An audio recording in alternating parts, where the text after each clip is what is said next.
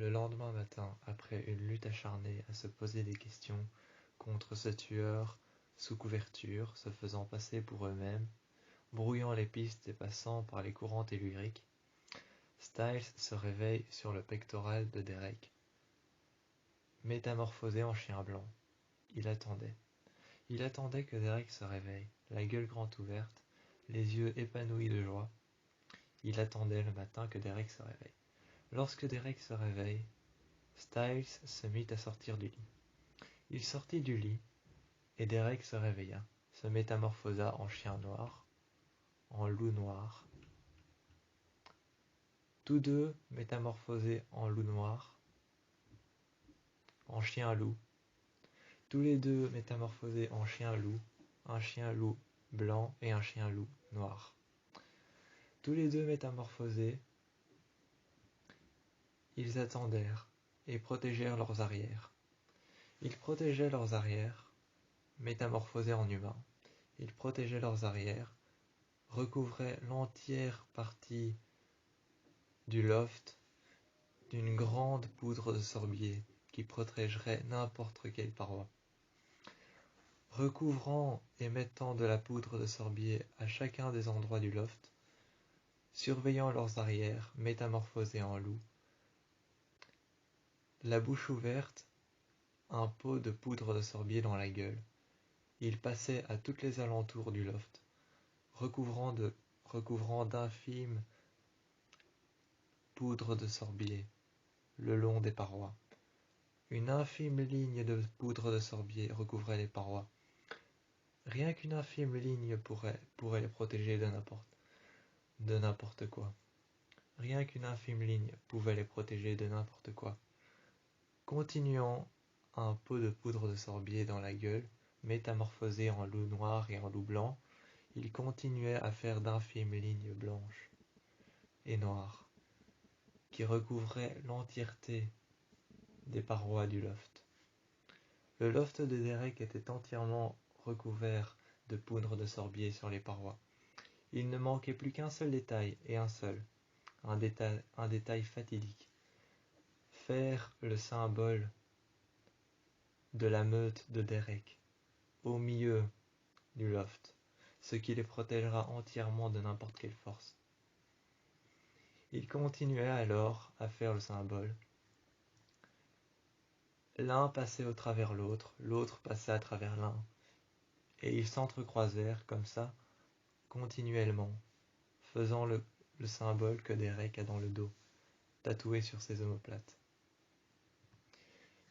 Une fois fait, et le travail accompli, ils se mirent au travail, et commencèrent à examiner les différents signes que le tueur leur avait laissés. Les différents signes que le tueur leur avait laissés étaient un rond, tracé dans un égal, avec une ligne et deux barres qui s'entrecroisent. Ce symbole avec deux barres qui s'entrecroisent, une ligne et un rond avec un égal, était perturbant et frustrant pour Derek et Styles. Ils regardaient les plusieurs symboles. Un égal, séparé d'une croix. Une croix aux extrémités, séparée par une ligne aux extrémités séparée par un rond aux extrémités où à chaque extrémité se trouvaient des barres dans lesquelles se trouvaient des ronds dans lesquels se trouvaient des triangles dans lesquels se séparaient des barres et s'entrecroisaient des lignes. Ces symboles étaient incompréhensibles, jusqu'à un moment où Derek commence à percuter quelque chose. Ce n'étaient pas des symboles, mais des lettres. Les deux barres qui s'entrecroisèrent formaient un X, mais deux V. La ligne qui croisait le O était en fait un O et un I qui séparèrent le cercle en deux. Il ne fallait plus que trouver le mot ainsi que la phrase pour trouver là où ça allait le mener. Il y avait des O qui s'entrecroisèrent avec des lignes qui étaient en fait des I, il y avait des V qui s'entrecroisèrent avec des O, il y avait des O qui s'entrecroisèrent avec d'autres lettres qui s'entrecroisèrent et qui formaient des symboles inconnus. C'était quelque chose qu'il fallait décrypter. C'était du décryptage. Lorsque Derek commence à décrypter certaines lettres et certains chiffres, certains mots et certaines phrases, les ponctuations n'étaient plus qu'à être mises. Car tout ce qui avait été décrypté avait été décrypté sous la forme d'un texte. Un texte sans ponctuation. Cela n'avait aucun sens, mais il ne fallait plus qu'à mettre les points. La ponctuation était nécessaire, il ne fallait plus que mettre les points. Le texte disait « Si vous le trouvez, vous le verrez. Si vous le verrez, il vous verra. Si vous le trouveriez, il continuera. S'il continuera, il sera là. Si vous serez là, vous l'entendrez. Si vous l'entendrez, il vous verra. Si vous le verrez, il vous combattra. Si vous le combattrez, il vous tuera. » Le texte voulait dire ça. Concrètement, on ne savait pas réellement ce que ça voulait dire.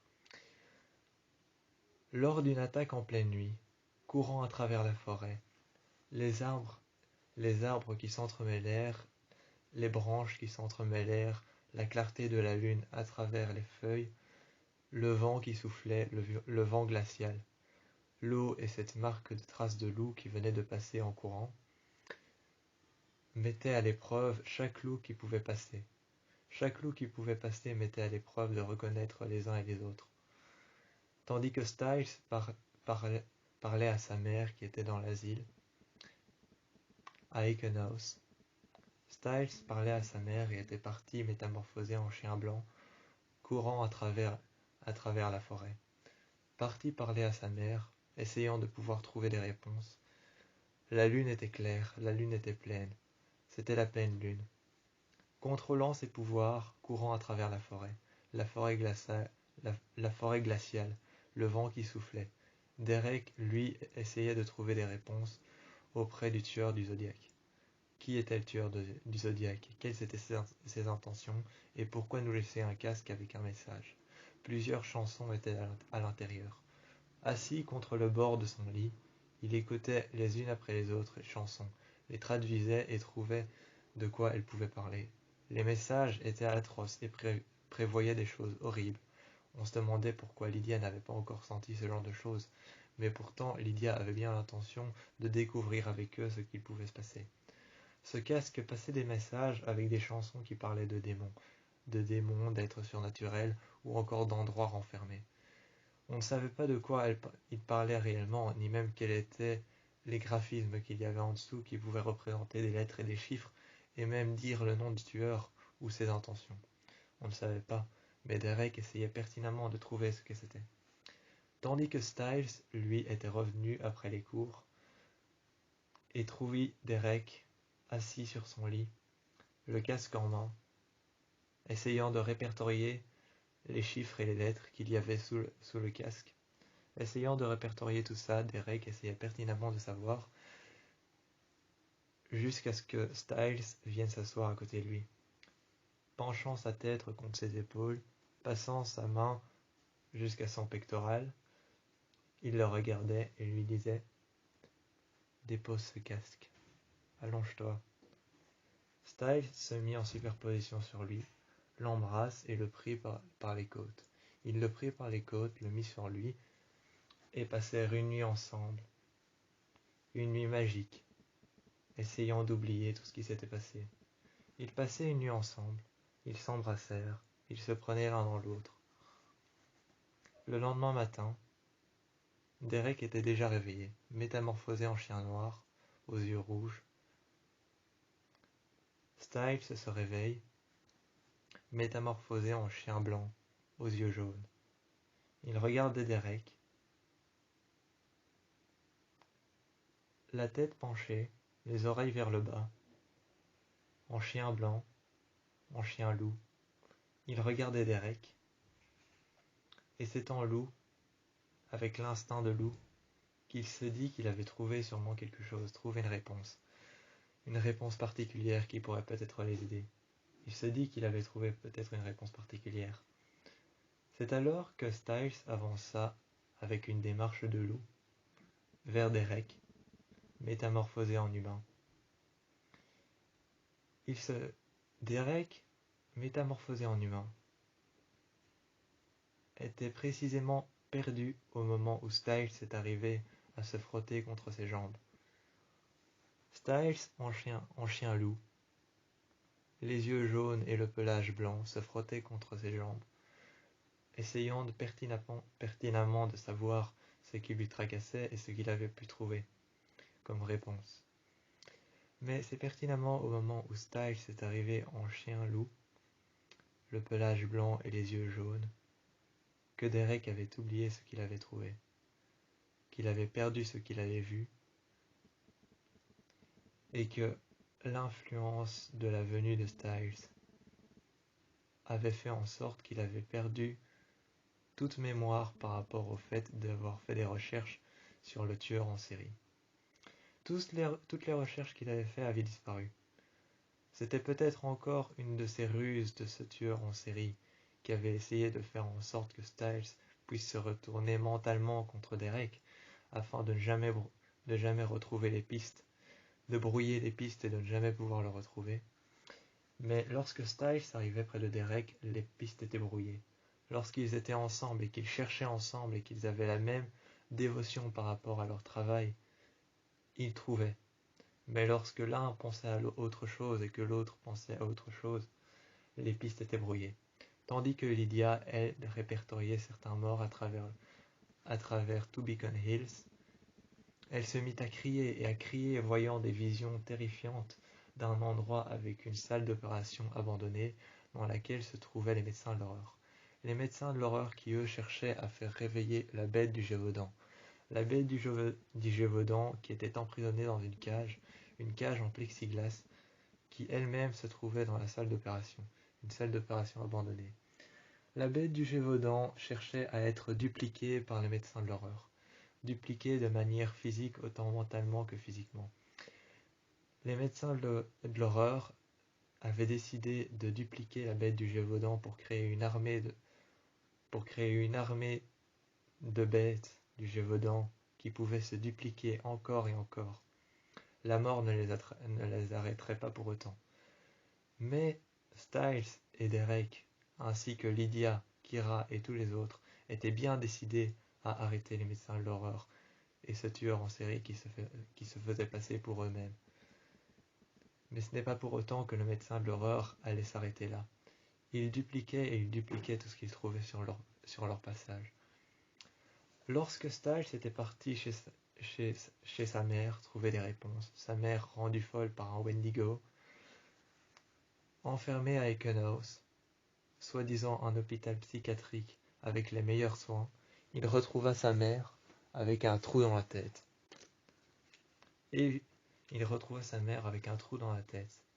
Un médecin qui pratiquait des éviscérations avait pratiqué une énucléation sur la tête et la boîte crânienne de sa mère.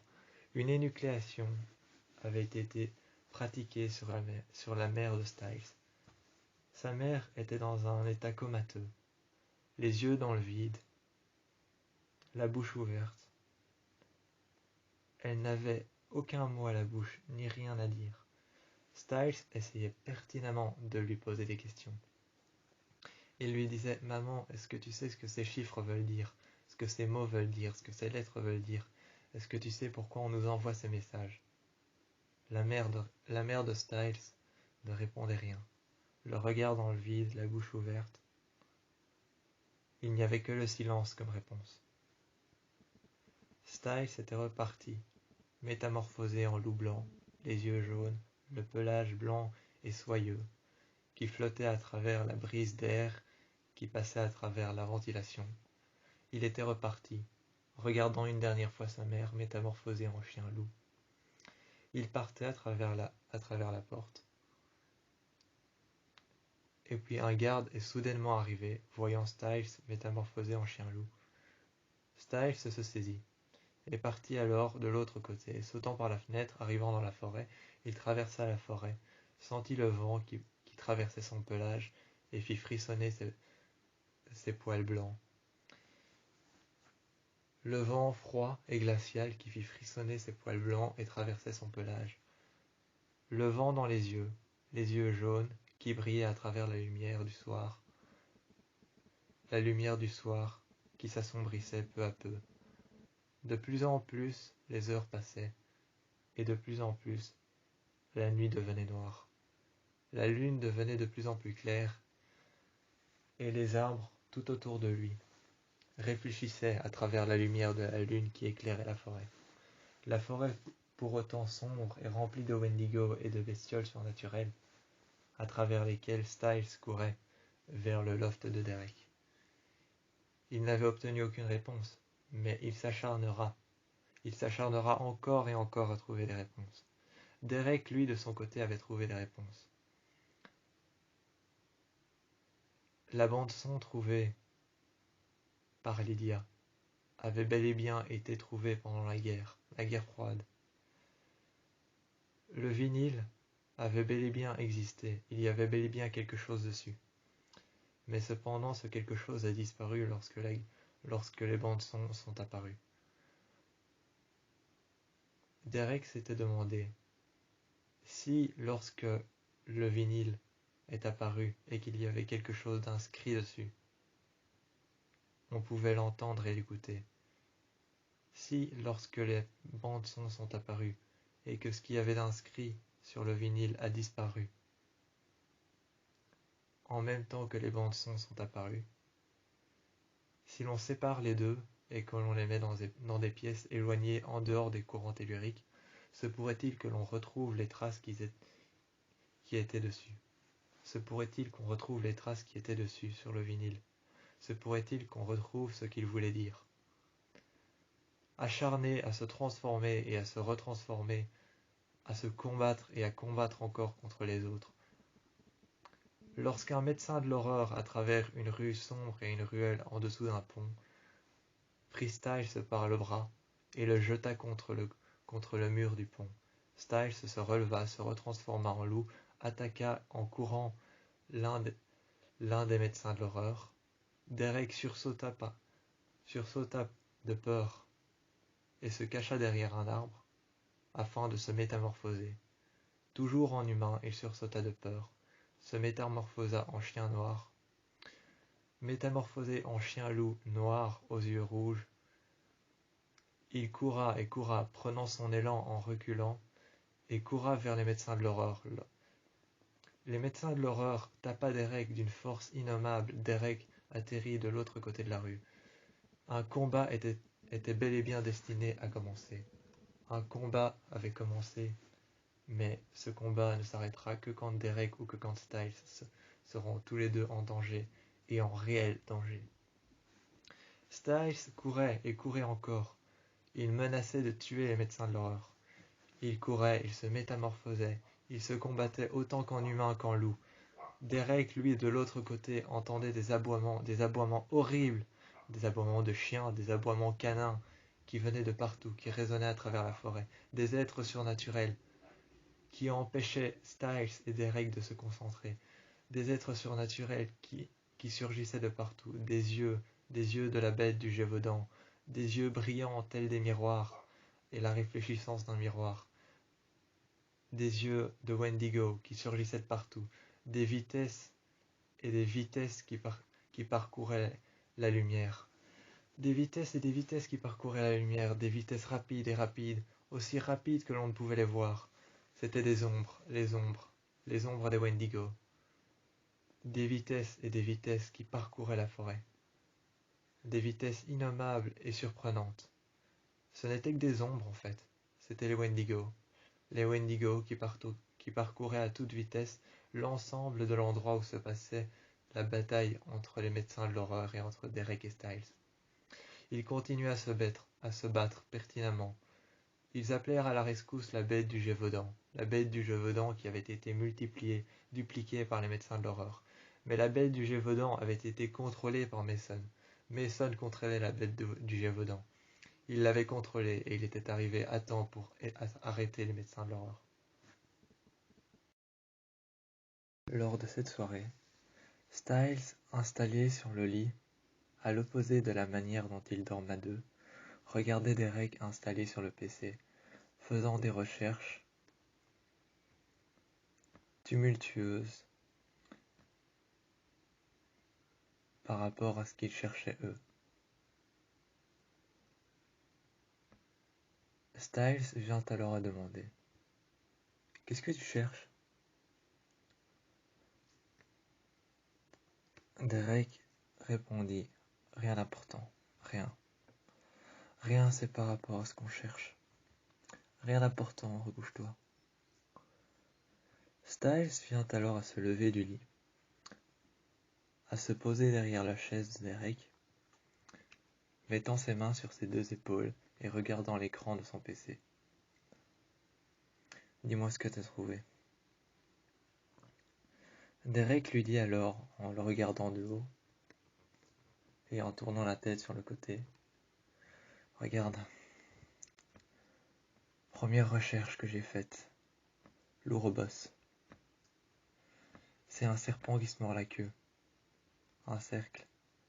Comme j'ai remarqué cette nuit-là, lorsqu'on parlait de la lune noire, du soleil noir, j'ai remarqué que plusieurs des symboles qui étaient représentés sur tout ce que tu as pu trouver, plusieurs des symboles qui étaient représentés, j'ai remarqué que c'est le cercle qui revient le plus souvent. Regarde, l'Ouroboros, qui est un dragon ou un serpent qui se mord la queue, qui est un symbole, un pentagramme plus précisément, qui représente, regarde, recherche suivante, le serpent ou le dragon qui se mord la queue, symbolise un cycle d'évolution refermé sur lui-même, ce que symbole le renfermement et même le temps, les idées ou les mouvements de constituer de répétition, d'auto-confrontation et de conséquences éternelles. C'est une recherche que j'ai faite, que je trouvais intéressant. Le cercle revient de plus en plus dans les recherches qu'on fait, et sur tes tableaux, c'est le cercle qui revient de plus en plus. Donc, regarde, recherche suivante. Toujours à propos du cercle. Les 9 cercles de l'enfer, théorie qui a été inventée par Sandro Botticelli, qui est un ancien peintre qui a illustré les 9 cercles de l'enfer. Toujours à propos des cercles, regarde, le premier cercle, si on regarde bien, les limbes. Deuxième cercle, deuxième cercle, la luxure. Troisième, la gourmandise. Quatrième, l'avarice. Cinquième, la colère. Sixième, l'hérésie. Septième, la violence. Huitième, la ruse.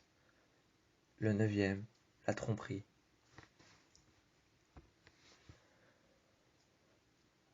Styles, perturbé et confus de ses recherches. Oui, et qu'est-ce que je suis censé comprendre? Bah, à la base, on n'avait pas dit que le tueur essayait de nous faire tourner en rond et de se faire passer pour nous-mêmes, ce qui ferait en sorte qu'on tournerait en rond. Donc si on reprend la recherche de l'Ouroboros, symbole du serpent, qui représente un mouvement, une idée, ou alors un éternel recommencement. C'est ça que cherche à faire le tueur, un éternel recommencement et une idée qui pourrait nous mener vers lui, ferait en sorte que ça fasse un mouvement de recommencement et de continuité. Donc il cherche à faire en sorte que nos idées à nous fassent un mouvement de continuité et d'autoconfrontation face à nous-mêmes. Donc en gros, si on continue à aller sur cette race, tout ce qu'on fera, c'est courir après nous-mêmes. Et le cercle de l'enfer, si tu regardes bien la recherche que j'ai faite, premier cercle. Le premier cercle, regarde tout en haut.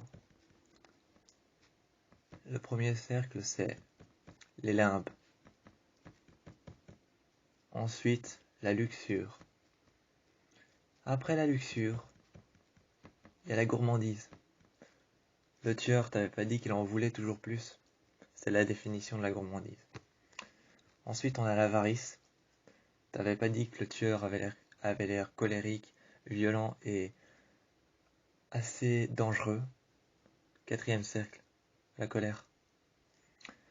Ensuite, sixième cercle, l'hérésie. Septième cercle, la violence. Ça me perturbe tout ça, je suis désolé. Septième cercle, la violence. T'avais dit qu'il était violent. La violence. Je continue, regarde. Ça devient de plus en plus perturbant. Huitième cercle, la ruse. C'est ce que le tueur utilise depuis le début, la ruse.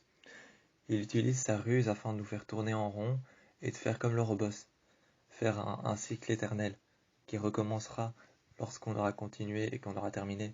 Ça recommencera encore et encore. La ruse. Il utilise sa ruse. Il utilise aussi la tromperie qui est le septième, Il utilise aussi la tromperie qui est le dernier cercle. La tromperie. Il essaye de tromper ses prédateurs. La tromperie, si on en prend conscience, le tueur essaye de tromper ses prédateurs. Le huitième cercle, la ruse, donc si on en prend conscience ou considération, la ruse, il essaye de prendre ruse par rapport à ce qu'il fait, il essaye de prendre ruse et de tromper les personnes qui le traquent. Si on prend le septième cercle, la violence, encore une fois, ça nous mène sur une piste. Le septième cercle, c'est la violence. Donc ça nous mène encore sur une piste. On sait qu'il est violent, qu'il utilise la ruse, et qu'il essaye de créer de la tromperie par rapport à ses traqueurs et à toutes les personnes qui se mettront en travers de son chemin. Mais c'est toujours insuffisant, car je sais qu'il manque quelque chose. Il y a la colère, c'est quelqu'un de colérique. Il y a la gourmandise, c'est quelqu'un qui en veut toujours plus. Donc on peut voir que dans l'Ouroboros qui est ce symbole, ce pentagramme avec le serpent, on peut remarquer que c'est exactement ce que le chercheur recherche. C'est de la ruse, de la tromperie et le fait de faire un éternel recommencement, le fait de tromper ses proies, c'est-à-dire nous, de faire en sorte que l'on court après nous-mêmes. Il essaye avec le symbole du serpent, il essaye de faire un cycle d'évolution refermé sur lui-même qui symbolise un renfermement, en même temps une idée ou un mouvement qui conduira à une éternelle continuité. Il essaye de faire en sorte qu'on continue dans une éternelle continuité. Et au final, si on continue comme ça fera une auto-confrontation. Ça fera une auto-confrontation par rapport à nous-mêmes et ça fera une auto-confrontation par rapport à lui-même. Ce qui va finalement créer un genre de, si je peux dire ça comme ça, post-apocalypse. Donc tu vois un peu le genre, c'est ça. Je cherche ça depuis tout à l'heure. J'ai cherché dans les livres, j'ai cherché partout, j'ai cherché sur des peintures. Et tout ça, ça date depuis des siècles et des siècles. Tu te rappelles de la Bête du Gévaudan, qui datait d'il y a longtemps? Eh ben, ça date d'encore bien avant. Donc on sait déjà que on sait ça, je le cherche depuis tout à l'heure et je crois que je suis sur une piste. Ce qu'on sait, c'est que le tueur cherche à tromper et cherche à nuire le fait qu'il est réellement le tueur. Donc il cherche à faire en sorte que les personnes qui le traquent et que ses prédateurs soient le tueur, donc soit lui-même. C'est un peu... On pourrait imaginer ça un peu comme une forme de défense, ou même une sorte de démence protectrice dans laquelle il se serait... On pourrait imaginer ça comme une démence protectrice dans laquelle il se serait englouti et dans laquelle il essayerait de se morfondre afin de créer une autodéfense dans laquelle il ferait passer les personnes, les traqueurs. Donc nous, on est les traqueurs par rapport à lui, on est les personnes qui le suivent. Et ben il essaye de faire passer les personnes qui le suivent pour la personne qu'il est. Donc ça fait un éternel recommencement, comme le symbole du serpent. Donc je crois que je tiens une piste, et je crois que c'est à ça que sert le casque. Il sert à faire en sorte de nous manipuler. En fait, ce casque nous brouille les pistes, et nous emmène vers autre part, et je crois que c'est lui qui l'a construit. Mais la dernière chose à savoir, et ça je crois qu'il faut que tu ailles voir Lydia pour ça, la dernière chose à savoir, c'est qui il est, qui c'est, et pourquoi tout ça a un rapport avec Théo. Tu te souviens la dernière fois que tu avais trouvé un égal, en tout cas que tu avais l'impression que c'était un égal, que tu avais trouvé une croix, que tu avais trouvé un cercle, et que tu avais trouvé 3 barres superposées. Tu savais dès le départ que c'était pas des symboles, mais que c'était des lettres. Tu savais que le égal, si on le mettait dans l'autre sens, si on le mettait de l'origine, tu savais que le cercle, c'était un O, dès le départ. Donc tu savais que c'était un O, que c'était une lettre et que c'était pas un cercle. Tu savais que le égal à l'horizontale, si on le mettait à la verticale, tu savais que ça formerait un H. Tu savais que les 3 lignes superposées étaient une lettre qui était en fait le E. Et tu savais que la croix était en fait un T. Tu savais que ça formerait le mot Théo. Et comment tu l'as su? Ça peut pas être une intuition, ça doit être quelque chose qui va nous mener quelque part, ça j'en suis sûr. Tu l'as su par quelque chose, tu l'as su sûrement par quelqu'un, tu l'as su... Attends une seconde. Est-ce que t'as des cours de... Est-ce que, en cours d'histoire avec le père de Kira, est-ce que t'as des cours sur l'histoire des Romains, sur les chiffres romains et tout ça? Ouais? Ah bah, à mon avis, t'as dû le savoir là-bas.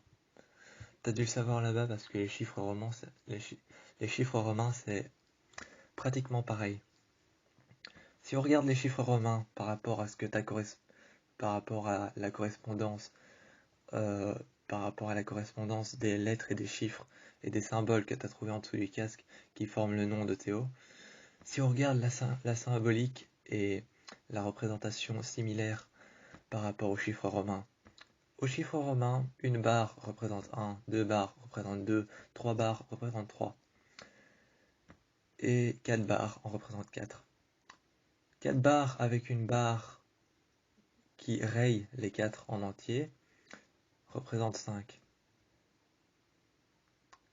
Si on regarde dans les chiffres romains, 5 est aussi représenté de la manière à ce que ce soit un V. Le V représente 5, le X représente 10, et tous les autres nombres sont représentés de la manière suivante, par des lignes. C'est un peu le même fonctionnement, c'est un peu la même manière de ce que tu avais décrit sous le casque. Ça fonctionne un peu de la même manière. Si on regarde, le 1, c'est une barre, le 2, 3 barres, 4 barres, 5 barres, et ainsi de suite. Et puis le 5 se représente de 2 manières. C'est-à-dire que le 5 doit sûrement avoir une typographie très importante par rapport à notre serial killer et par rapport à ce qu'on cherche. Le 5 doit avoir une typographie très importante. Tu te rappelles pas avoir vu un 5 gravé sur un endroit quelconque, que ce soit à Ekenhouse, dans la chambre de ta mère, ou alors, peu importe, dans ta chambre même, ou alors sous ton lit. Je me rappelle que lorsque tu faisais des insomnies, tu m'avais dit que tu avais retrouvé un 5 gravé sur ton lit quand tu t'étais réveillé en sursaut. Le 5 a sûrement une typographie particulière à ce qu'on cherche, parce que si on se rend compte de la chose, la typographie des sigles romains, le 5 est représenté de 2 manières différentes. Soit 4 barres qui sont mises de manière verticale et une qui est mise en oblique de manière à rayer les 4 autres barres qui représentent un 5. Soit on fait juste la lettre V qui représentera le 5. Il y a 2 manières de le faire. Maintenant, il ne reste plus qu'à savoir quelle manière a choisi le tueur de le faire.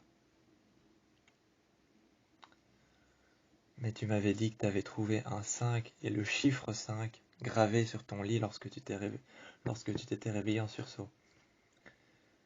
Ça veut dire que le tueur ne s'est pas inspiré de la typographie des chiffres et des lettres romains. L'alphabet grec pourrait peut-être avoir un rapport avec tout ça.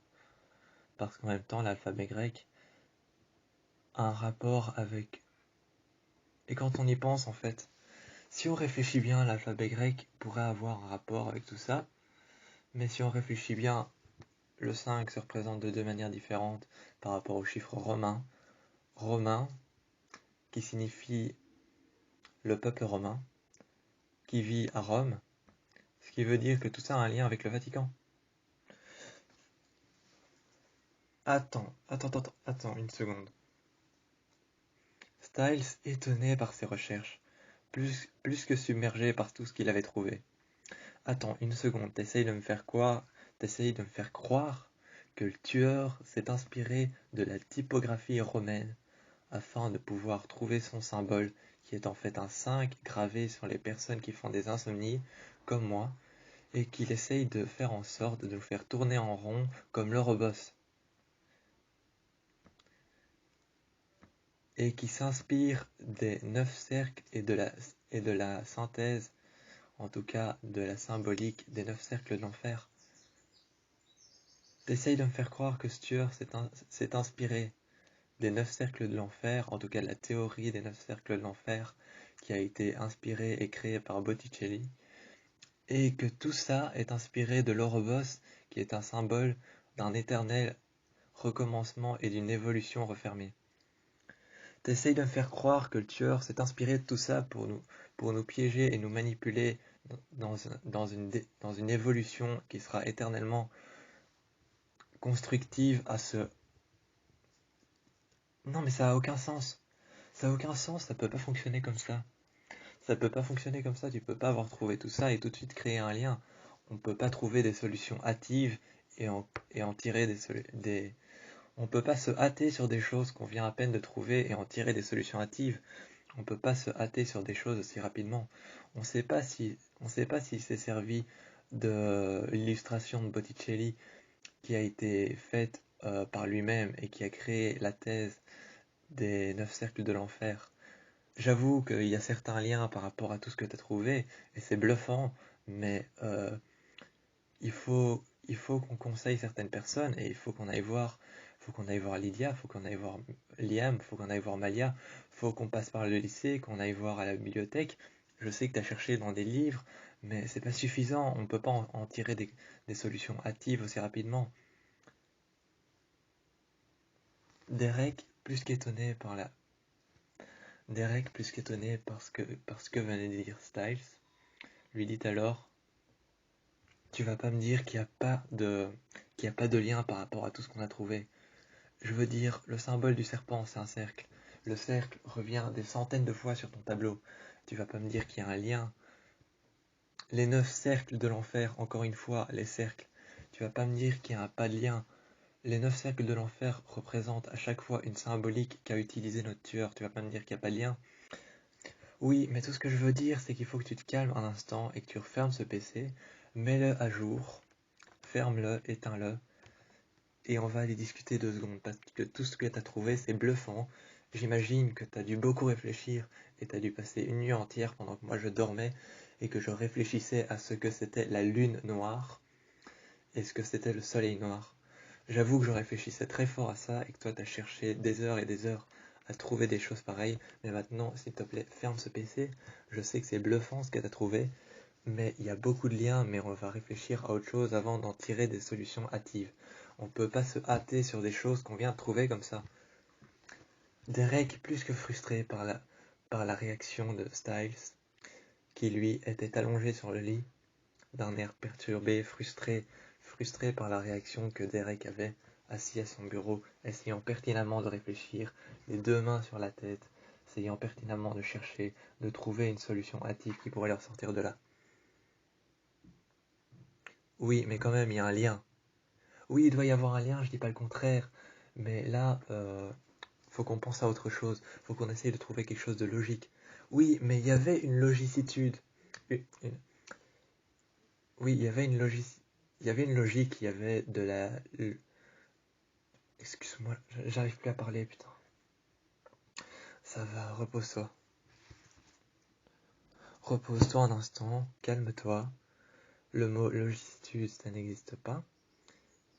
Il y avait une logique, je te le confirme. La vision de Lydia était si perturbante qu'on ne pouvait décrire ce qui se passait. Les casiers claquaient, les uns contre les autres, ils se rouvraient, ils se refermaient, ils se claquaient. Aussi vite que possible, ils se claquaient, ils se réouvraient, ils se fermaient, ils s'ouvraient, ils se fermaient, ils s'ouvraient. Cela faisait un bruit innommable, un bruit perturbant, un bruit que personne ne pouvait imaginer. Un vent qui tournait tout autour de Lydia, telle une tornade, faisait un œil de cyclone. On aurait dit que Lydia était renfermée à l'intérieur d'un œil du cyclone. L'œil du cyclone qui tournait autour de Lydia renfermait Lydia et Styles à l'intérieur des couloirs du lycée, avec tous les casiers qui se claquaient, qui se refermaient, qui s'ouvraient et qui faisaient un bruit de métal qui était innommablement inimaginable. Ce bruit de métal qui se claquait et qui se rouvrait les uns contre les autres, les casiers qui se refermaient et qui s'ouvraient encore et encore, les maîtres chiens et les chiens de la police qui aboyaient à l'extérieur faisaient un écho qui entrait en collision avec les bruits qu'entendait Lydia, ces casiers qui se fermaient et qui s'ouvraient. L'écho de ces chiens qui aboyaient et les maîtres chiens qui recherchaient ce cadavre à l'extérieur. Tous ces chiens qui aboyaient, les loups qui criaient à la lune qui éclairait le couloir et l'obscurité qui assombrissait l'entièreté du lycée. Le lycée qui était plongé dans le noir et cette attraction surnaturelle qui virevoltait autour d'eux et qui survolait le lycée, cette attraction surnaturelle et cette force malsaine qui survolait le lycée et qui virevoltait autour de l'œil du cyclone qui tournait autour de Lydia aussi vite que possible, telle une tornade enfermée à l'intérieur. Styles et Lydia étaient enfermés à l'intérieur de l'œil du cyclone. Personne ne savait concrètement ce qu'ils devaient faire, ni même ce qui devait se passer encore ou ce qui allait se passer dans un proche futur. Lydia ne savait plus s'arrêter de crier. Criant à plein poumon, elle faisait réfléchir une lumière atroce qui sortait de cette force innommable qui leur tendait un bras. Cette force innommable et malsaine qui leur tendait un bras. Les regardait sans dire un seul mot. Faites de fumée, toute comme la bête, dit Gévaudan. Faites de fumée. Ils sont alors partis de l'œil du cyclone, s'enfermant dans une classe dont la porte elle-même claquait et se rouvrait, se refermait et se rouvrait. Cette porte en métal qui claquait contre du bois faisait un bruit innommable, impossible à imaginer. Cette vision était plus que terrifiante. Lydia et Styles, coincés à l'intérieur, regardaient et imaginaient concrètement ce qui aurait pu se passer si cette chose s'en était pris à eux deux. Faisant un plan en attendant que la vision de Lydia s'estompe de plus en plus, lorsque la vision de Lydia s'estompe de plus en plus, Styles commence alors à développer un plan avec Lydia à l'intérieur d'une salle de classe. Si on a vu cette force surnaturelle dans un œil du cyclone, cet œil du cyclone voulait bien sûr représenter le serpent qui se mord la queue. Le serpent qui se mord la queue doit bien sûr représenter l'œil du cyclone, ce qui veut dire qu'à chaque fois que quelqu'un est visé par un cercle ou un 5, il est visé en tant que victime. La personne qui est visée en tant que victime a un lien avec le chiffre 5. La personne qui est liée avec le chiffre 5 a un rapport avec le tueur. Le rapport avec le tueur est en rapport avec la guerre froide. La guerre froide a eu un rapport avec un être surnaturel qui a fait disparaître plusieurs personnes et plusieurs réfugiés durant la guerre froide en 1991 et en 1974. Ce qui veut dire qu'il y a tout un rapport autour de la guerre froide et qu'il y a aussi un rapport avec tout ce qui s'est passé par rapport au lien du tueur en série. Le tueur en série se cercle de l'œil du cyclone pour reproduire le serpent qui se mord la queue. Le serpent qui se mord la queue nous fait tourner en rond, mais cependant, toutes ces explications n'ont aucun lien avec nous car on est 6. En gros, on est 6. Alors pourquoi s'en prendre à nous s'il s'en prend aux personnes qui sont 5? À mon avis, il s'en est pas pris à Corey. Et il s'en est pas pris à Corey et il s'en est pas pris à Mason. Parce que Mason est la bête du Gévaudan et qu'il est plus forte que l'attraction maléfique. Et que Corey est invisible, donc il ne l'a pas vu. Donc il s'en prend à Derek, toi, moi, Kira, Liam. Donc il s'en prend à nous. Et il s'en prend à Liam, Kira, moi, toi et Derek, ainsi que les autres. En fait, il s'en prend seulement à nous parce qu'on est 5. Les autres, il les calcule pas parce que Mason est la bête du Gévaudan et est 3 fois plus forte que cette force maléfique. Corey est invisible, donc il ne le voit pas. Ce qui veut dire qu'il s'en prend à nous 5 parce qu'on a un lien avec le tueur. Ce lien, c'est qu'on essaye de trouver qui c'est. Mais il ne s'en prend pas à Malia non plus, car Malia est poursuivie par sa mère qui veut la tuer à la pleine lune. Donc il s'en prend à nous 5 parce qu'en fait on veut trouver qui c'est et on est 5. Ce qui veut dire qu'on va tous avoir une vision récurrente qui va un jour nous frapper. Liam est peut-être déjà en plein dedans, Malia est occupée avec sa mère qui veut essayer de la tuer, ce qui veut dire qu'on doit essayer d'aller voir Derek pour voir s'il a des réponses par rapport à ça. Une fois au loft, avec Lydia, Derek dit alors « Bon, j'ai trouvé le lien. J'ai trouvé le lien de tout ce qui s'est passé. » Et Styles lui dit « Sans déconner, t'imagines pas la vision qu'on a vue. Les casiers se refermaient, se réouvraient, ça claquait, ça faisait un bruit innommable. Une force surnaturelle est venue vers nous. Un œil de cyclone nous flottait au-dessus, tout ce qui est en rapport avec le serpent qui se mord la queue. T'imagines pas tout ce qu'on a vu. » Et on a aussi remarqué que nos casiers ont un rapport avec la guerre froide. On a été dans la forêt, on a ressenti un courant d'air et une force surnaturelle, une attraction maléfique en rapport avec les Wendigo. Et il paraît que nos casiers, le mien c'est le 1947 et le sien c'est le 1991. Donc ça veut dire qu'il y a un rapport avec la guerre froide. Derek lui dit, je sais. Bon, pendant la guerre froide, des millions de réfugiés ainsi que des millions de soldats partis en patrouille dans les camps de réfugiés, tuaient ceux qui étaient. Donc, regarde, attends une minute parce que c'est dingue, c'est de la folie bizarre. Regarde, des millions de réfugiés disparus à cause de on ne sait quelle raison.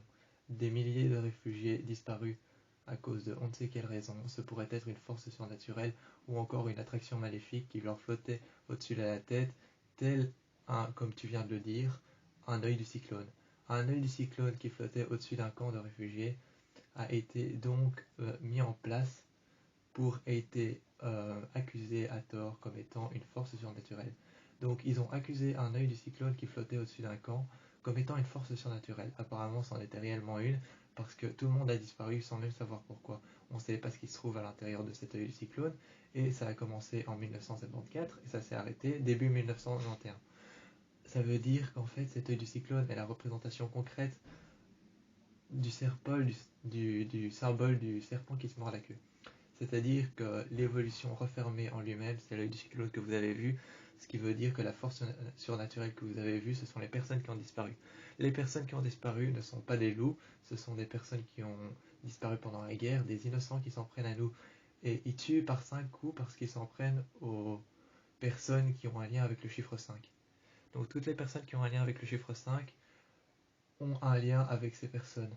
D'ailleurs, les personnes qui ont disparu et les personnes en principaux, les principaux personnes et les personnes principales qui ont disparu étaient 5. Donc ce qui veut dire qu'il y a 5 personnes qui nous en veulent mais qui ne forment plus qu'une seule attraction surnaturelle qui est représentée sous le symbole d'un serpent qui se mord la queue et d'un cyclone qui apparaît dans les endroits les plus vulnérables et par rapport aux personnes les plus vulnérables.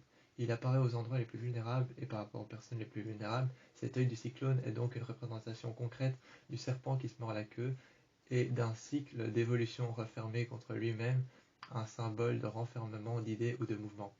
Donc ça construit vraiment tout ce qu'on avait prédit en fait. On est en proie à 5 tueurs en série, plus Théo qui nous en veut et qui essaie de créer une armée de chimères génétiques. Et voilà, je crois qu'il faut qu'on aille au loft parce qu'on a vraiment des choses à se dire. Donc Lydia, dis-nous concrètement ce que tu as vu. J'étais assis Avant que Styles n'arrive, j'étais assis par terre dans le couloir. Il y a un casier qui s'est ouvert. Ça a commencé à grincer lentement. Un deuxième s'est ouvert. Un troisième. Puis toute la rangée du bas s'est ouverte. Toute la rangée du haut s'est ouverte. J'ai commencé à sentir un vent qui tournait tout autour de moi. Une attraction surnaturelle qui a formé un œil du cyclone. J'ai vu que ça s'éclairait au-dessus. Et j'ai pensé que c'était juste une vision. Donc je me suis mis à crier pour me protéger. Et c'est là que Styles m'a entendu.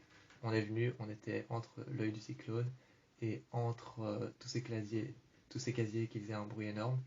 On a senti cette attraction surnaturelle et on a vu cette personne qui nous tendait la main. Ça c'est tout ce que je sais.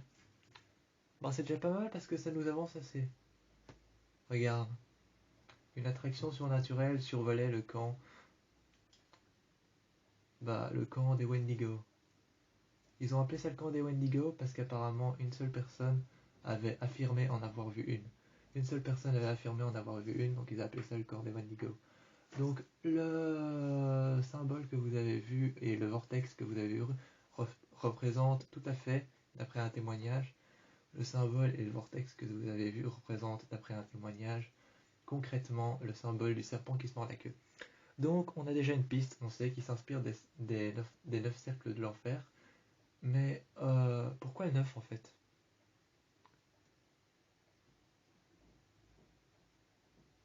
Attendez, 2 minutes. Tu m'avais appris les ombres chinoises. Regarde, ombre chinoise, Internet. D'après Internet, l'ombre chinoise représentant le 9 avec les mains représente un serpent. Voilà pourquoi le 9. Les ombres chinoises représentent un serpent lorsque tu crées un 9 avec tes mains. Lorsque tu crées le chiffre 9 avec tes mains, c'est la représentation concrète d'un serpent sous la forme d'une ombre chinoise. Voilà pourquoi il a choisi le chiffre 9 pour se symboliser. Ensuite, il a choisi le symbole du serpent qui se mord la queue pour symboliser le vortex qui est apparu au-dessus du camp de réfugiés. Le camp de réfugiés, lorsqu'il y en a 5 qui sont morts, ont affirmé avoir vu une force surnaturelle. Cette force surnaturelle est apparue à Lydia. Lydia qui a un rapport avec le chiffre 5, parce que 5 personnes sont mortes dans son entourage. Elle a prédit la mort de 5 personnes bien avant que cette force surnaturelle arrive. Donc Lydia a été la première à la ressentir. Voilà pourquoi on a tout ça sur le dos. Maintenant, il reste plus qu'à chercher pourquoi. Le soir, plus tard dans la soirée,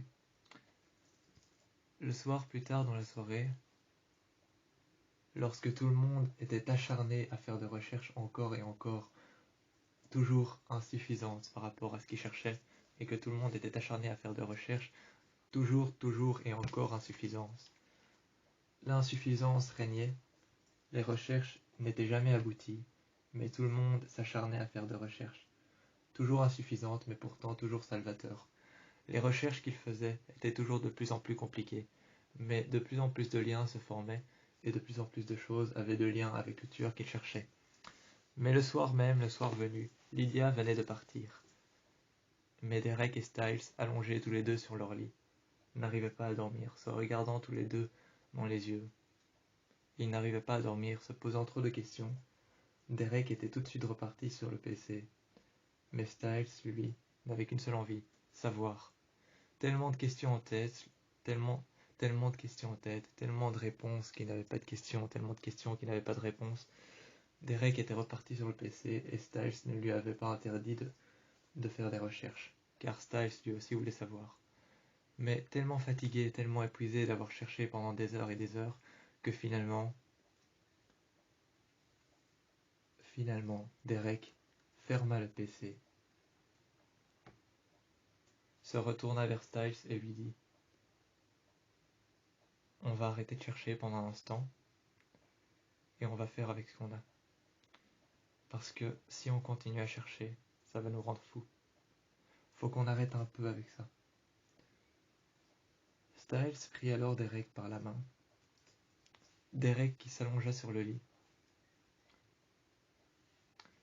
Et c'est alors que Derek qui s'allongea sur le lit se mit alors à réfléchir. Styles lui passa la main par-dessus les épaules et lui dit: Tu réfléchis à quoi?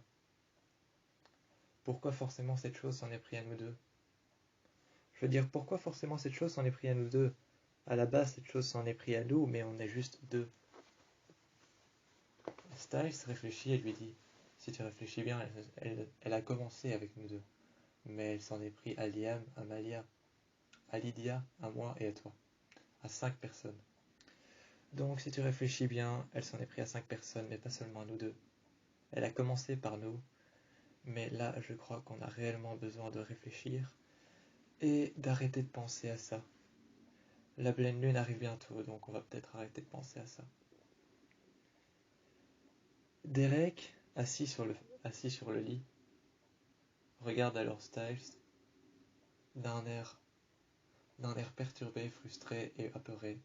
Regarde Styles d'un air sérieux. Passant sa main sur son front, lui dit « Je suis complètement d'accord ».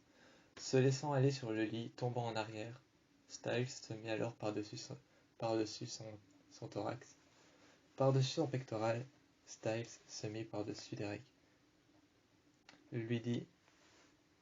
L'embrassa et lui dit alors « Bon, maintenant on cesse de réfléchir, on va peut-être penser à autre chose. » Les deux amoureux s'endorment alors les uns à côté des autres. Un sommeil dans lequel plein de questions étaient en train de trépasser et de revenir, de venir et de partir. Des questions qui venaient et qui partaient, des questions auxquelles il n'y avait pas de réponse, des réponses auxquelles il n'y avait pas de questions. Mais même en dormant, même dans un sommeil des plus profonds, même au beau milieu du sommeil paradoxal, Styles et Derek ne pouvaient s'empêcher de penser à tout ce qu'ils avaient trouvé, à faire des liens ou à rêver de leur serial killer. Les rêves ou les histoires auxquels ils pensaient étaient toujours en lien avec cette personne, car même en dormant et même en se protégeant à l'intérieur du loft, les questions se posaient encore. Mais la nuit noire, elle, s'obscurissait de plus en plus. La seule chose que Derek et Styles ne savaient pas, c'est que Malia, Liam et Lydia n'étaient pas en danger. Eux deux seuls étaient en danger de mort, car au-dessus du loft de Derek, ils ne le savaient pas, mais à travers la baie vitrée par laquelle on pouvait voir la nuit sombre et obscure, au-dessus de l'appartement de Derek, au-dessus du loft de Derek, Styles et Derek ne le voyaient pas, mais juste au-dessus d'eux flottait un vortex énorme qui survolait tout le loft de Derek. Derek était le seul à sentir une présence surnaturelle. Styles, lui, dormait à poing fermé, mais au-dessus de lui et au-dessus de Derek, qui se posait encore des questions, un vortex prenait forme et s'agrandissait de plus en plus. Ce vortex qui s'agrandissait de plus en plus, allait-il atteindre la taille de To Beacon Hills? Ce vortex allait-il atteindre la taille de To Beacon Hills? Les meurtres allaient-ils continuer? Et les questions se poseraient-ils encore? Les chiens de garde aboyaient et hurlaient à la lune. Les maîtres chiens ne cessaient de pouvoir réussir à faire cesser les aboiements, car les questions se posaient encore, et la nuit s'assombrissait, lorsque personne ne savait encore que les deux seules victimes dans tout ça étaient Derek et Styles. Survolés et submergés par un vortex dans lequel, à travers le vortex qui survolait le loft, une blanche et lumière claire, pourtant assombrie, mais une blanche et lumière claire assombrie dans l'œil du cyclone, survolait le vortex et incarnait la puissance de ce qui allait se passer ensuite. Ce qui allait se passer ensuite incarnait la puissance du vortex. Le vortex survolé par de puissants vents, un vortex survolé par de puissants vents qui se trouvait juste au-dessus du loft de Derek et Styles. Eux deux étaient les seules victimes dans tout ça, mais tellement de questions qu'ils en accusaient les autres de pouvoir en être aussi des victimes. De retour au loft, après être parti du lycée à toute vitesse avec la Chevrolet Camaro de Derek, une fois sur la route, les fenêtres ouvertes qui ne voulaient plus se fermer, trempaient la voiture et nous qui étions à l'intérieur. Lydia, Styles et Derek étaient tous trempés, les fenêtres ne voulaient plus se fermer. Pour quelle raison, on ne le savait pas. Une fois arrivés au loft, avec la Chevrolet Camaro garée sur le côté, près du garage, à l'intérieur, Lydia était persuadée qu'elle pouvait trouver des réponses à ce qui s'était passé. Ce vortex qui avait pris forme et qui s'était formé à l'intérieur du lycée dans lequel Styles et Lydia étaient pris tous les deux. Ce vortex qui avait pris forme tous toutes ces choses qui arrivaient à cause des visions de Lydia, toutes ces choses qui étaient en lien avec Lydia. Pourquoi Corey et Mason n'étaient pas en lien avec le chiffre 5? Pourquoi le chiffre 5 était forcément la marque du tueur? Pourquoi est-ce que le tueur en voulait tant à Lydia, à Styles, à Derek, à Malia, à Liam et à tous les autres? Pourquoi est-ce que ce tueur en voulait tellement à ses victimes? Pourquoi est-ce que ce tueur a laissé en face de Ekenhouse, dans la forêt, un cadavre marqué au fer rouge où il était écrit 5? Pourquoi est-ce que les maîtres chiens avaient emporté les chiens dans la forêt pour trouver les cadavres? Mais pourquoi lorsque les maîtres chiens ont trouvé les cadavres avec les bergers allemands, pourquoi se sont-ils mis tous à aboyer les uns après les autres, à crier à la lune, à crier au loup? Pourquoi les maîtres chiens et pourquoi les chiens se sont tous mis à aboyer? Pourquoi les maîtres chiens ne les contrôlaient plus? Pourquoi les maîtres chiens ne pouvaient plus rien faire pour contrôler leurs chiens? Pourquoi ils ne faisaient que trouver des cadavres? Ce n'était pas le don de Lydia, trouver des cadavres? Pourquoi est-ce que Lydia ne savait plus comment contrôler son don? Qu'est-ce qui se passait et qu'est-ce qui allait encore se produire? Personne ne savait pertinemment ce qui allait se passer. Lors d'une recherche sur Internet, après avoir trouvé plusieurs choses, Derek se mit alors à rechercher des choses. Le serpent ou le dragon, parfois appelé aussi le serpent, qui se mord la queue, symbolique d'un cycle d'évolution refermé sur lui-même, ce qui symbolise évidemment le symbole de renfermement de temps ou d'idées ou de mouvement. Le renfermement de temps ou d'idées de mouvement, ce qui fait un rapport avec le fait que Lydia a eu une idée et que le cyclone à l'intérieur a formé un mouvement d'idées qui a fait en sorte que ce mouvement d'idées venant de Lydia forme un cyclone perturbant, créant des vents soufflants et perturbants, créant des vents qui ont perturbé les idées de Lydia. Ces idées perturbées et ces mouvements perturbants qui ont créé un cyclone avec des vents soufflant à toute allure, créant un mouvement qui tournait encore en cercle et en cercle. Ce cercle ne représentait qu'une seule chose, le dragon, ou parfois aussi appelé le serpent qui se mord la queue. Ce cercle de mouvements et d'idées représentant ainsi un cyclone, l'œil du cyclone qui avait été formé, dans lequel Styles et Lydia avaient été pris à l'intérieur. Ces casiers et ces fenêtres qui explosaient les unes après les autres en des millions de fragments, ces casiers qui s'ouvraient et qui se refermaient, claquant contre le métal, métal contre le métal, faisant un bruit assourdissant, faisant un bruit qui était horrifiant et terrifiant, faisant un bruit perturbant qui mettait en conséquence des situations qui pouvaient être plus que horrifiques.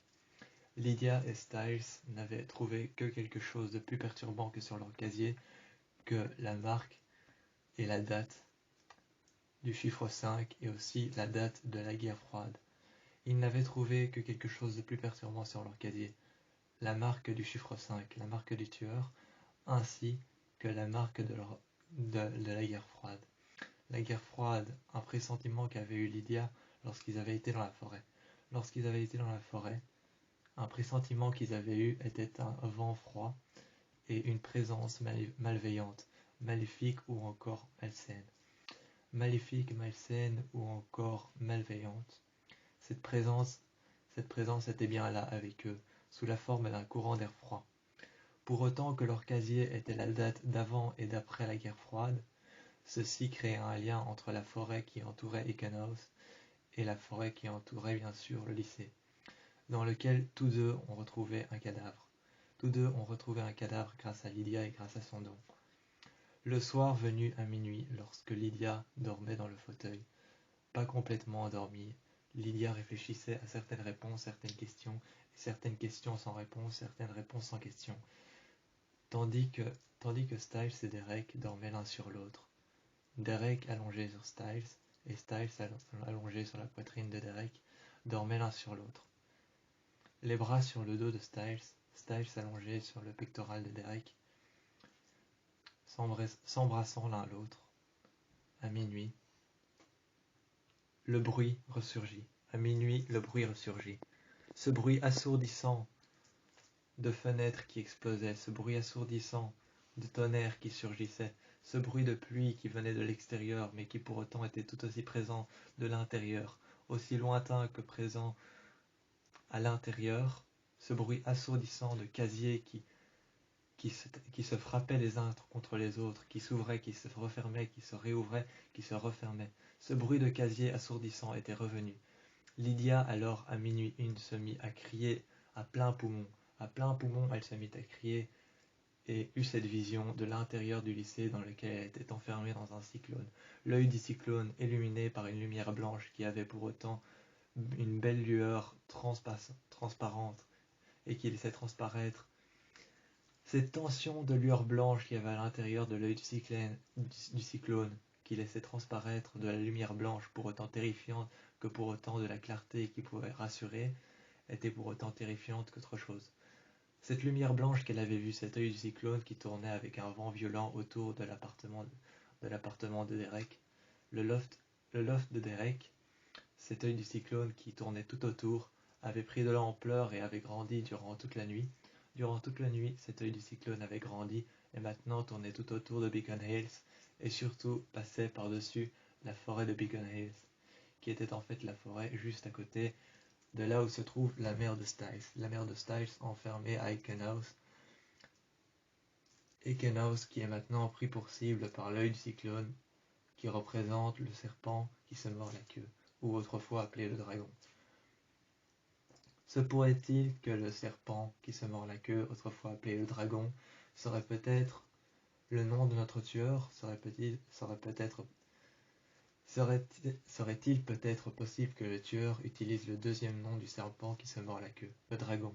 Serait-il possible que notre tueur du zodiaque, ou alors notre tueur suspect pour le moment, étant possiblement le tueur du zodiaque, serait-il possible que ce tueur soit le tueur du dragon, autrement appelé sous la forme de son pseudonyme, le tueur du dragon?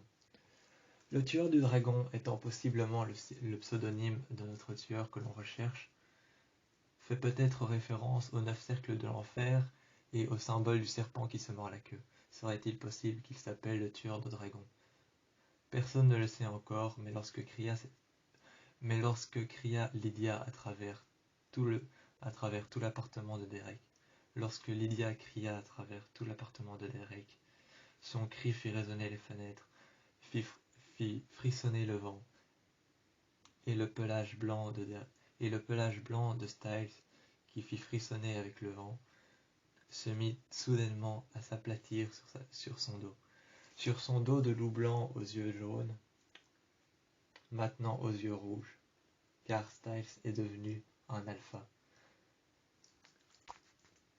Son dos de chien loup blanc, au pelage blanc, soyeux, se crispa et se reposa sur son dos. Le loup blanc qui était Styles, aux yeux rouges, devenu un alpha, était effrayé par le cri de Lydia. Le cri de Lydia était plus ténébreux que ce qu'ils avaient vu au lycée. Mais pourtant Lydia avait eu la même vision que ce qu'ils avaient vu au lycée. Maintenant, l'œil du cyclone avait pris de l'ampleur et tournait tout autour de Aikenhouse et de la forêt de Beacon Hills. On pouvait le voir tourner avec de vents violents qui traversaient la forêt et qui passaient par-dessus Aikenhouse. Traversant tout Beacon Hills, on pouvait le voir à travers le loft de Derek. Lydia criait en face de la fenêtre, entendant les bruits des casiers, assourdissants, les bruits de fenêtres qui explosaient, et pouvant apercevoir l'œil du cyclone qui tournait avec de vents violents par-dessus la forêt. Les arbres bougèrent de gauche à droite. Bousculés et perturbés par les vents violents, Lydia criait par rapport à la vision qu'elle avait, tandis que les deux loups, le loup noir aux yeux rouges, Derek, et le loup blanc aux yeux rouges, Styles, les deux alphas, étaient tous deux horrifiés par le cri de Lydia, tous les deux horrifiés par ce que Lydia leur avait raconté par la suite. Mais tous deux s'étaient endormis, les bras l'un dans l'autre, Derek assoupi sur son lit, allongé sur son lit, s'était endormi à minuit une. À 1 heure du matin, tous endormis. Derek endormi sur son lit, Styles sur son pectoral, lui caressant lui caressant la poitrine. Styles lui caressant la poitrine et ses cicatrices recousues, ainsi que ses plaies qui ont été refaites. Styles caressant son pectoral. L'embrassèrent, et vint la nuit à tomber. Lorsque la nuit vint à tomber, Styles embrassèrent Derek, et son pectoral était caressé par sa main d'une légèreté. Et c'est à ce moment-là que Lydia leur expliqua ce qu'elle avait vu. Lorsque Lydia leur expliqua ce qu'elle avait vu, Derek et Styles se sont alors endormis d'effroi. Endormis d'effroi, ils avaient réussi néanmoins à survivre à ce que le tueur de dragons leur promettait pour la suite. Mais ils avaient néanmoins commencé une guerre qu'ils ne pouvaient peut-être pas finir. Le soir, à minuit pile, Derek réfléchissait, les deux mains sur le front, assis sur le lit, regardant par terre. Le regard vide, il réfléchissait à comment arrêter cette force surnaturelle qui les avait prises eux deux en proie. Cette force surnaturelle qui s'inspirait des 9 cercles de l'enfer, ainsi que du symbole du serpent, un éternel recommencement. Comment arrêter quelque chose qui recommencerait encore et encore? C'était la seule question qui se posait. Comment arrêter quelque chose qui s'inspirait du symbole du serpent qui se mord la queue? Comment arrêter quelque chose qui s'inspire du serpent qui se mord la queue, l'éternel recommencement, et comment arrêter quelque chose qui s'inspire des 9 cercles de l'enfer? C'était la question qu'il se posait, assis sur le lit, les deux mains sur le front. Il se posait cette question. Tandis que Styles dormait torse nu à côté de Derek, à minuit pile, lui rêvait de comment pourrait-il trouver un moyen d'avoir le self-control par rapport au pouvoir qu'il a développé lorsqu'il était au lycée ce matin. Le pouvoir qu'il a développé ce matin au lycée, ce pouvoir surnaturel d'une force électrifiée à l'intérieur de son bras, comment pouvait-il la contrôler? Il était peut-être endormi, il rêvait peut-être, mais il rêvait de comment et pourquoi cette force surnaturelle est arrivée là. Le pourquoi, il l'avait déjà trouvé dans son rêve. C'était le Kitsune, le démon de Kira, qui lui avait offert ce pouvoir. Il n'avait pas encore de nom, en tout cas jusqu'à présent il n'avait pas trouvé de nom, mais cette force électrifiée dans son bras, comment pouvait-il l'arrêter? C'était la question qu'il se posait dans son rêve. Et dans son rêve, la seule réponse qu'il avait pu trouver, c'était l'amour de Derek. Car lorsque Derek l'embrassèrent, dans son rêve, torse nu, superposés l'un contre l'autre, Derek et Styles s'embrassèrent et l'électricité qui parcourait tout son bras avait arrêté d'électrifier l'entièreté de son avant-bras, ainsi que sa main et son bras tout entier. Se disant que ce pourrait peut-être être vrai dans la vie, car certains rêves sont en loi à des prémonitions. Certains rêves sont en loi à des prémonitions et à des réalités. Ce pourrait être peut-être à la source, Derek et son amour. Derek et son amour pour Styles pourraient être peut-être à la source de l'arrêt de ce pouvoir. Si le self-control n'existe pas pour un tel pouvoir qui a été donné par le Kitsune de Kira, peut-être que embrasser Derek et trouver un moyen de penser à lui et de contrôler ce pouvoir qui contenait son bras d'une énergie puissante, surnaturelle et électrifiée. Peut-être que penser à Derek lorsqu'il ne contrôle plus ce pouvoir à l'école pourrait peut-être stopper et mettre en arrêt l'entièreté de l'électricité qui traverse son corps. C'était à ça qu'il réfléchissait lorsqu'il dormait. Derek, lui bien éveillé, réfléchissait à comment arrêter le vortex qui leur tournait autour, tel un vent puissant qui créait une lumière blanche et une lueur effrayante à travers l'obscurité de la nuit noire. La nuit noire qui, elle, réfléchissait grâce à cette lumière blanche, cette nuée blanche qui flottait au-dessus du vortex, tournant en rond comme le serpent qui se mord la queue.